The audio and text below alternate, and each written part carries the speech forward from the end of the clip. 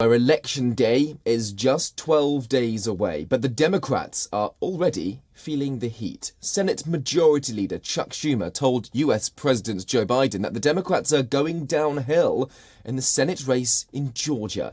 The two chatted on the tarmac after Joe Biden touched down in Syracuse, New York, where he spoke about his economic plans. The conversation was caught on microphone by television cameras.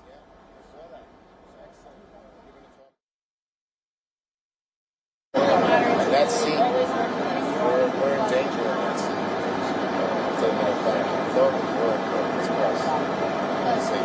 Well, it looks like the debate didn't hurt us as much in Pennsylvania as it today, so that's good. And we're picking up steam on that. Republican U.S. Senate candidate in Georgia, Herschel Walker, hopes to unseat Democrat incumbent Raphael Warnock in that November 8th election that could determine which party eventually controls the Senate. We'll see because the state will vote down. It's hard to believe that they will go for Herschel. Democrats have narrowly held both chambers of Congress and the presidency for the last 2 years, but they may not have such consolidated power for much longer. Republicans are favoured to win the House in the midterms, bolstered by frustration over the state of the economy and advantages in the redistricting process that takes place every 10 years. Democrats, meanwhile, are working to hold their ground, campaigning in a number of states on maintaining access to abortion and other key issues. And taking the lead is President Joe Biden, who's touting giant investments in semiconductor manufacturing in a bid to seize back the narrative for his party. Amazing.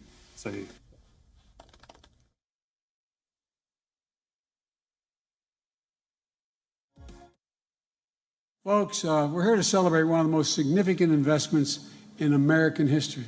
Again, not hyperbole. One of the most significant investments in American history. And it's going to ensure that the future is made in America. One of the bright spots around the country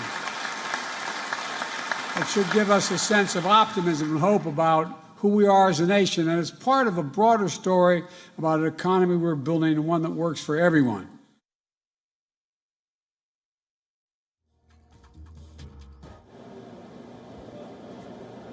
Putting in and out days.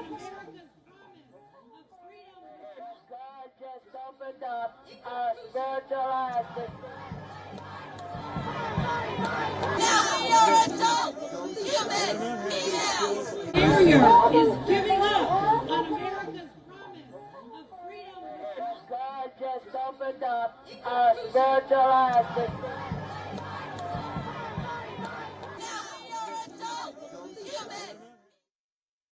Joined by our correspondent Susan Tarani, who is live with us from New York. Susan, a concerted effort now by the Democrats to try to push in these final 12 days to recover, led by President Joe Biden, who is in Philadelphia later today. Is there a chance that they could pull this back and maintain some control in Congress?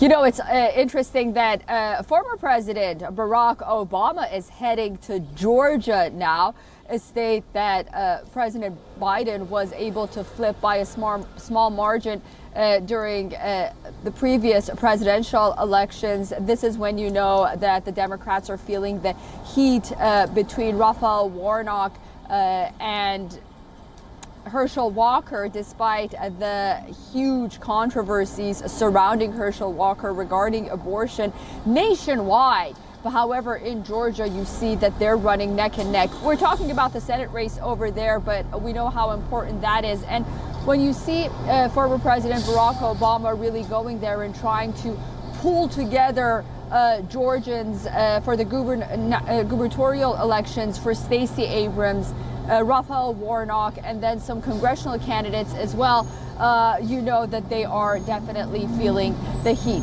You know, whether or not they'll be able to hold some seats is yet to be seen. More and more as we get closer to the elections, it just seems that we are going to see that sort of red wave that we initially talked about. And you know, it's really interesting because poll after poll, inflation, economy, and crime are really topping voters' concern. But because the Democrats really haven't been campaigning on these messages, or they don't really have anything substantial to campaign on when it comes to these messages, they're still hammering on issues like abortion. I mean, you just saw Stacey Abrams this morning talk about that. And of course, you know, her trademark voter suppression in Georgia, which is completely false as well. So voters are smart. The Democrats are going to have a hard time. There are some predictable outcomes for the Democrats in the House and the Senate. But other than that, I think it's going to be a very, very long night for the Democrats come November 8th. And as you mentioned, Barack Obama heading to Georgia, Joe Biden's in Philadelphia and in Pennsylvania, two, you know, key states in this race. What are the other main toss-ups that we'll be looking out for on November 8th? And also, if the Republicans do take control of both chambers, what are the sort of implications for Joe Biden's presidency?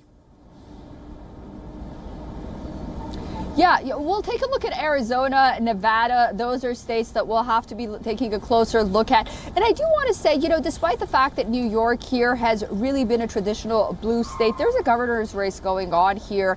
And no one ever thought that the incumbent Kathy Hochul, a Democrat, would be running neck and neck against the Republican Lee Zeldin. And the only reason they're so tied up is because of the issue of crime. Crime in urban cities are really putting Republicans at the forefront.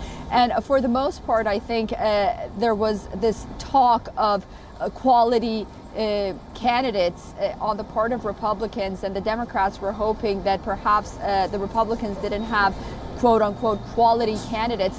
But I think that notion was sort of sidelined after we saw that debate between John Fetterman in Pennsylvania and Dr. Mehmet Oz just because of his medical condition.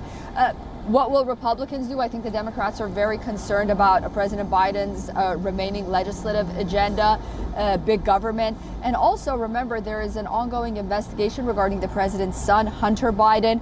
Anthony Fauci, the origins of COVID, that's something the Republicans said they're going to go after. So a lot's at stake for the Democrats. And I think that the Republicans are really hoping to gain control, not just on the economic aspects of it. They're hoping to, you know, kind of hone in. But then there are these sideline issues, important issues on the sidelines as well.